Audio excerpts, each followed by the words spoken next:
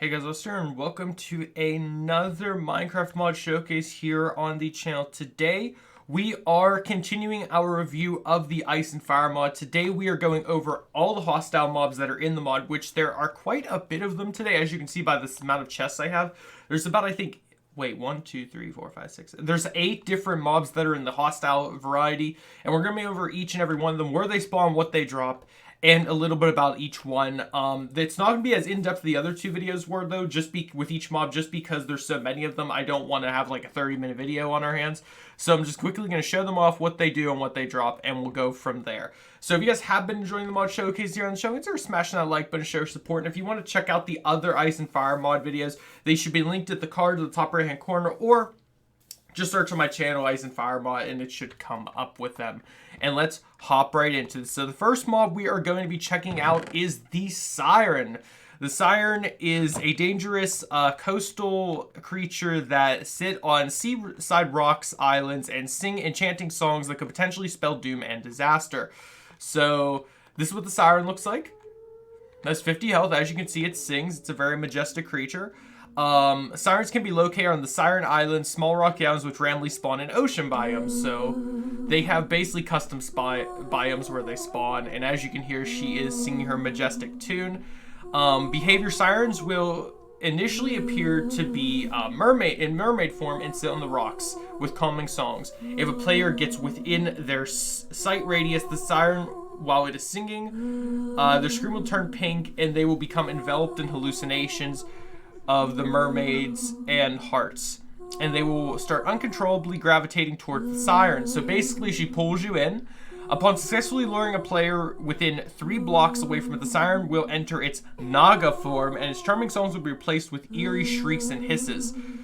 So I guess we have to do that real quick. Game mode, survival.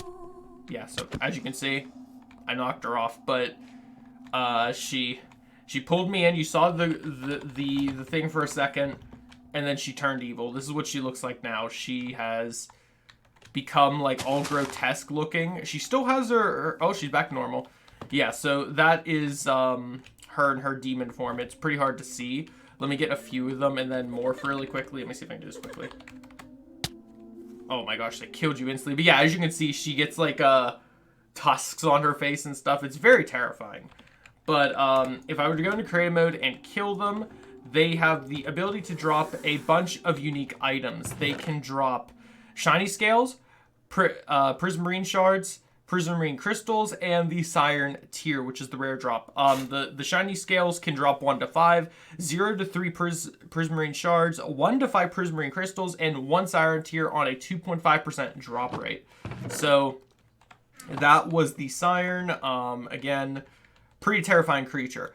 Next up, after the siren, we have the death worm.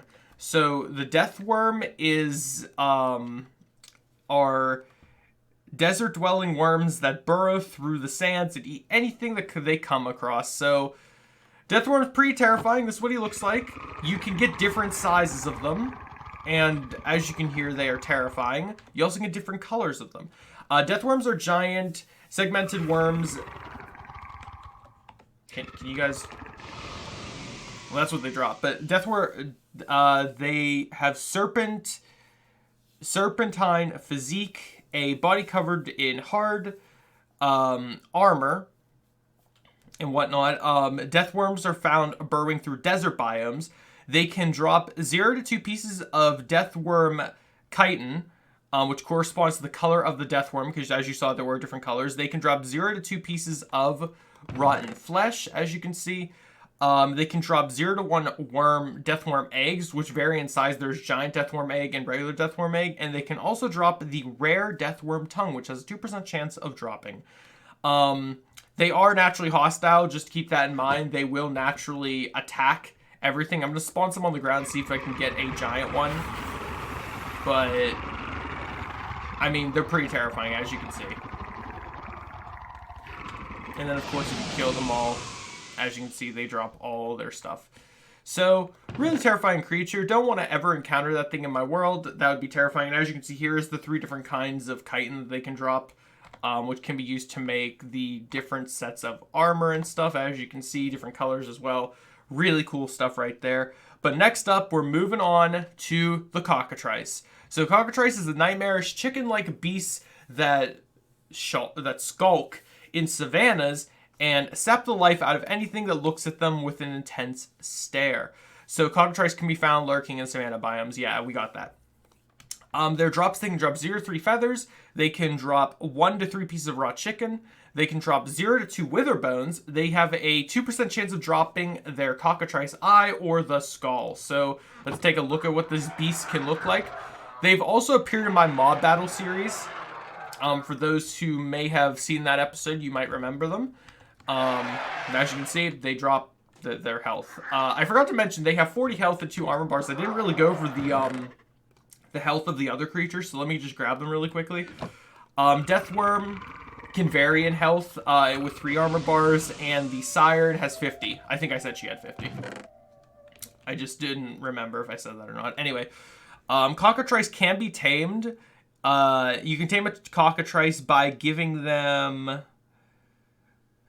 You must survive looking at one. Oh, okay. So how you tame them is you have to survive... you have to survive their stare. So, like, they stare at you with, like, a laser beam or whatever, and I think you have to survive that. Stare a few seconds and turn away real quick and repeat that. Once the cockatrice is tamed, it can be ordered to either follow its owner or, you know, like any other thing. And you can breed them as well, which is pretty cool. But, yeah, you tame them basically by just not dying to them, it seems, which is pretty interesting. All right, that was the cockatrice. Next up on the chopping block, we have the... stymphalian bird.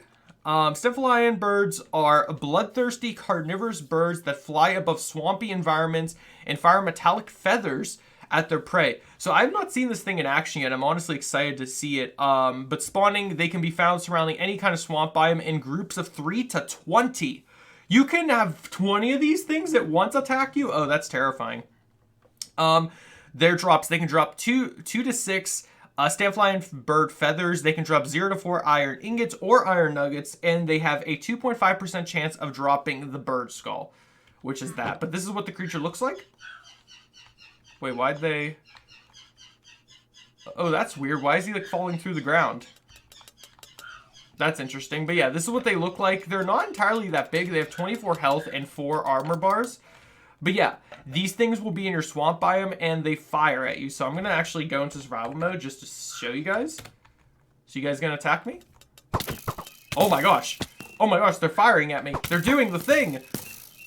Yeah, they literally fire, like, it sounds like arrows, but they're firing their feathers at you. That's so terrifying. All right, put them back in creative. I don't want to deal.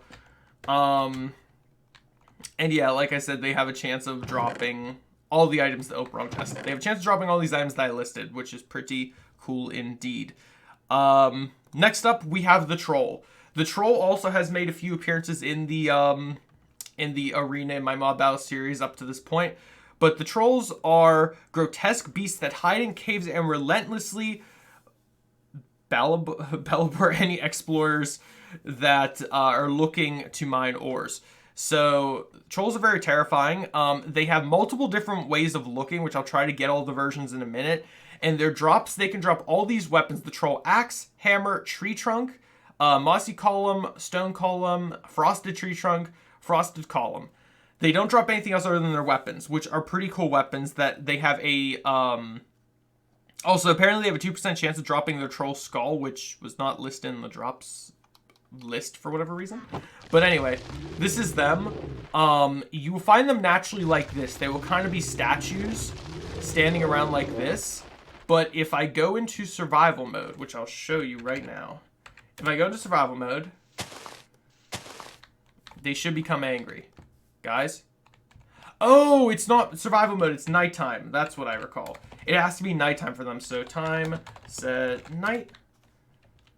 Which should bring you people to life.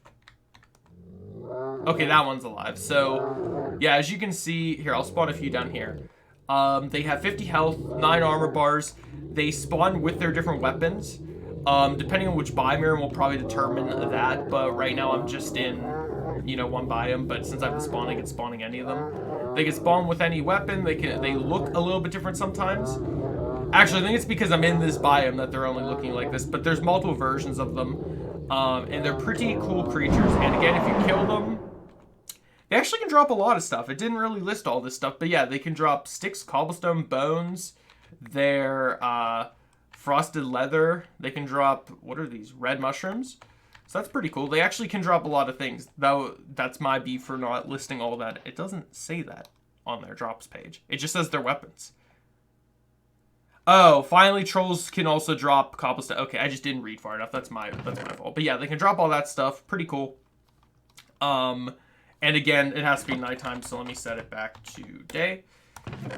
All right, next creature we're moving on to is the myrmex. Myrmex are arthropods that dwell in underground hives and maintain an elaborate caste system. So they're bugs. That's pretty much all I can say about that, is they are bugs.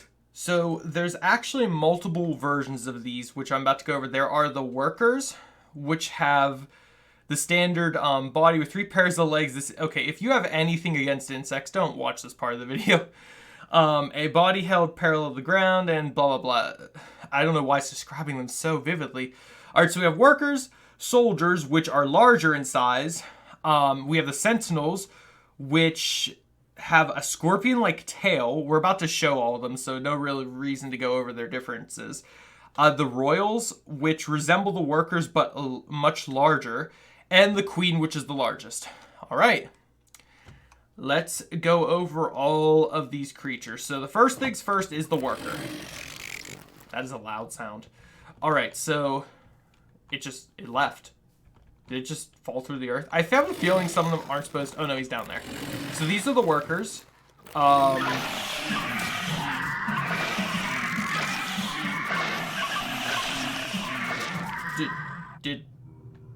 Okay.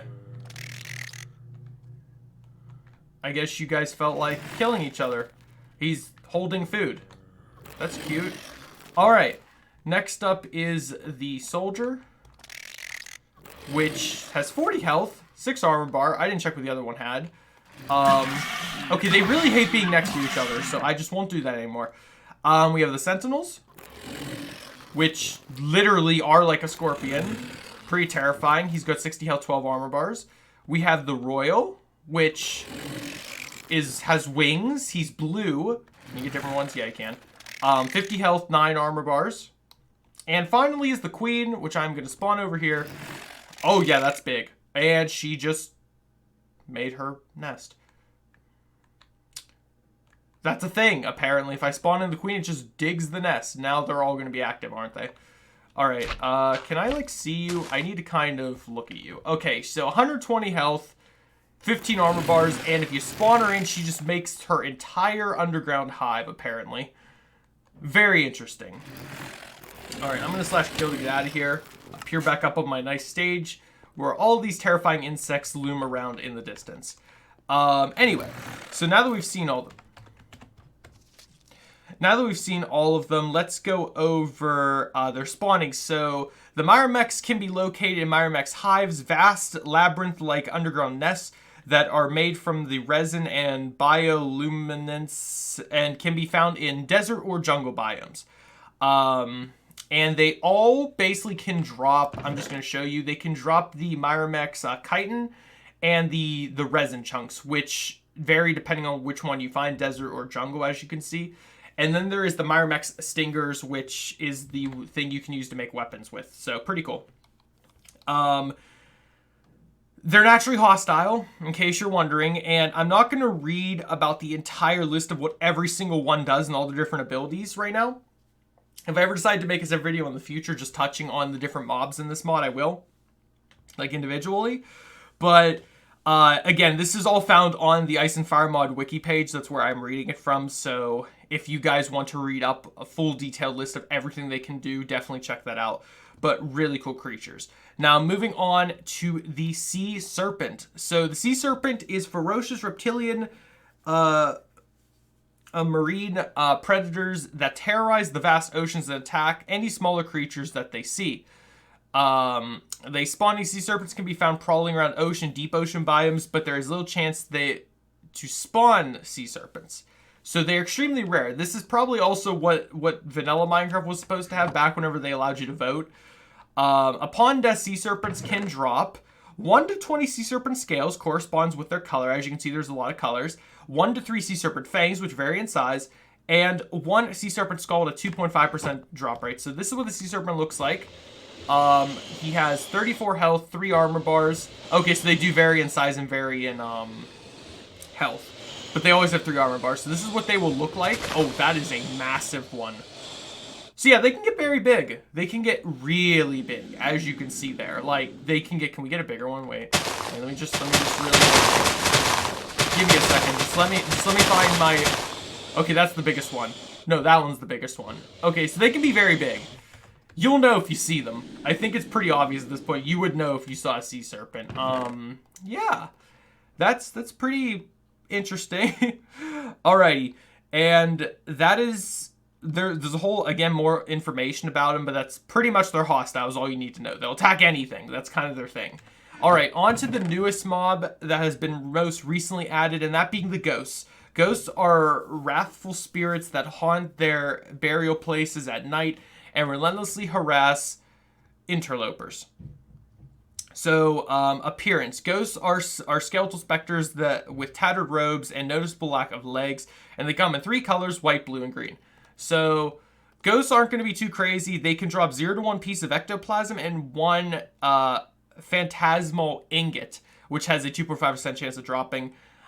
Spawning, ghosts can be found in graveyards, small gated burial areas, which spawn randomly in all biomes.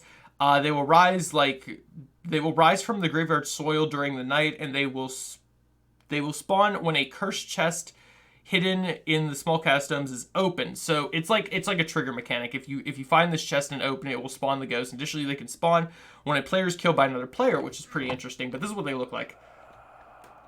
Why did he go around me? That was weird.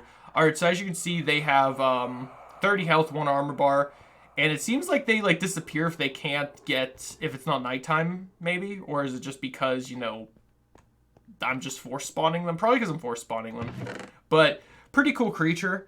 Behavior, ghosts are naturally hostile when players and villagers. They are able to spot targets from 64 blocks away. Wow. When attacking, ghosts will circle the target and changing forms, dealing about 1.3 hearts of damage, etc. And when exposed to broad daylight, ghosts enter a dormant state. Upon doing so, they will stop glowing and slowly fade into invisibility, and they become immune to all forms of damage, like we just saw. However, during the night, they will become active again. So if I do time set night, you all still be here? Oh, yeah, you are. Look at that. All right, let's turn back to day. And they'll just disappear again. That's really cool. But that is all there is to show with all the hostile mobs in the Ice and Fire mod up to this point. Again, I do plan on going over the next bit of mobs, which are the mini bosses, and then there's bosses.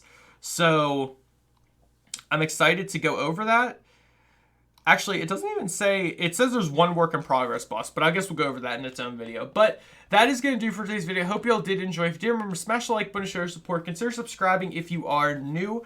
And again, if you want to check out other parts of this mod that I've gone over already, definitely check out the links at the end of the video and in the cards top right-hand corner. And I hope you all have a great day. Stay safe. Goodbye.